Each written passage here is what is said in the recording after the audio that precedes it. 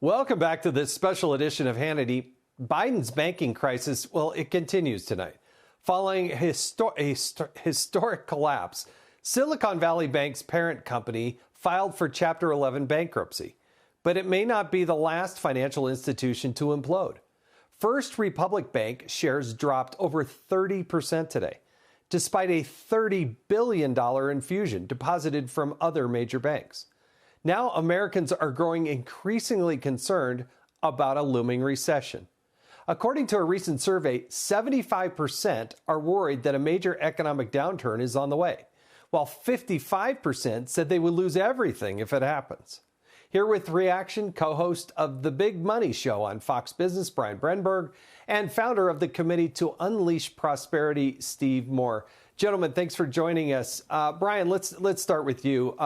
How worried should we be when $30 billion is infused into a bank and the shares still drop by a major portion? This is extraordinary, Jason. I mean, there has been so much money thrown First Republic's way, and the whole point of it was to make sure depositors felt good about their deposits and investors felt good about the company. And investors have said, we don't buy it. And if you look at that for a second, you look at Janet Yellen up on Capitol Hill trying to tell people banks are okay. What people are saying is they don't believe her. They don't believe the president. They don't believe the Fed. They don't believe the Treasury Secretary. They don't think that regulators are on top of this. And it's hard to blame them because the looming example of SVB showed us you had a bank that wasn't minding its business, regulators that weren't paying attention. And because of those two failures, taxpayers are on the hook for all of these deposits now that are above the $250,000 threshold. Yeah, come on. The president said that taxpayers wouldn't have to pay anything. Obviously, that's the truth, Steve Moore. Now, come on. What is really concerning about this is the big picture, the confidence that the markets would have in this. The stock market didn't drop precipitously, but the underlying concern about the health of the banks, give us your perspective on what's going on there. Well, first of all, Brian is exactly right in his analysis. I just add to that, not only are average Americans skeptical, but you know what? They are extraordinarily angry about what's going on. What we have once again is this kind of incestuous relationship between big business, big banks, and big government. And the idea that taxpayers aren't going to pay for this is a laughable claim. It's also a kind of a laughable claim that this is only going to, we're doing this to help the middle class depositors of these banks. That's not true, Jason. How many middle class people have $250,000 in a savings account? This is really to bail. And the irony, of course, is that last week, remember, the president was saying, we're going to sock it to the rich and we're going to make the rich pay their fair share.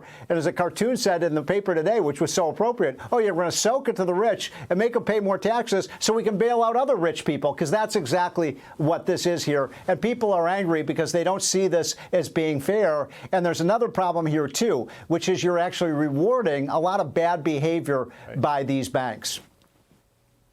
You know, what's stunning to me, Brian, is you look under the hood. It's not like I've been studying the Silicon Valley Bank, but as you start to read about this, only one of their members of their board of directors had actual banking experience. And then you had the head of the bank who was on the Federal Reserve Board there in San Francisco with a major conflict of interest. And so, I mean, how does this type of thing happen? And then all of a sudden you have this implosion of billions of dollars and people, well, how could that happen? Well, maybe you didn't play by the rules. Maybe it was just these Democratic connected people with the Democratic Party getting these super rich jobs, being on the board, cashing in, make big money, going on ski trips to Davos, and not paying attention to how the market actually works. I'll tell you, it's real simple. They didn't care about getting deposits back to people. That was not their priority, Jason. Their priority was reinventing finance, making it climate change sensitive and DEI appropriate. Yeah. The last thing they cared about was making sure people who put money in the bank got it back.